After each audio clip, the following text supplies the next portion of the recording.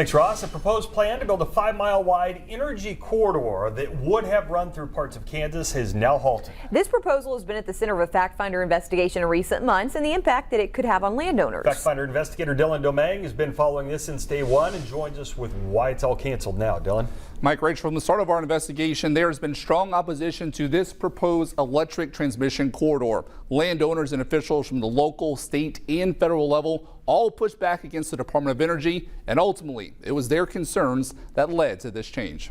And I would say this is a pretty good Christmas present. After months of urging the Department of Energy to reconsider their plans to build large transmission lines throughout the state, Kansans are relieved that the plans are now off the table. The unknown was about 99% of this. If you get people together and organize and have a reasonable reason why you're against something, it matters. The proposed 5-mile wide, 780-mile long energy corridor that would have stretched from southwest Kansas to Illinois was one of 10 proposed corridors nationwide. But after concerns were raised in county meetings and letters of opposition were sent out, the Department of Energy reduced the number of proposed corridors to 3, and it no longer includes Kansas. And I think because of that loud voice that Kansans have, we've been able to stop this.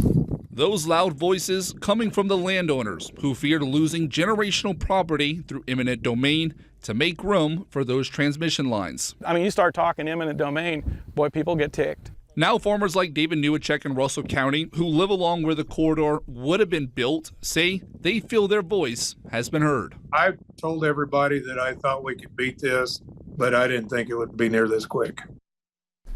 Now, lawmakers have argued that the proposed corridor had exemplified federal overreach, and as a result, legislation was introduced in Washington, D.C. to protect landowners from eminent domain. Similar legislation is being drafted currently in Kansas. And even with the news today that this project is halted, state lawmakers tell me they still plan to introduce a bill during the upcoming session as protection for any future energy corridor projects that are proposed.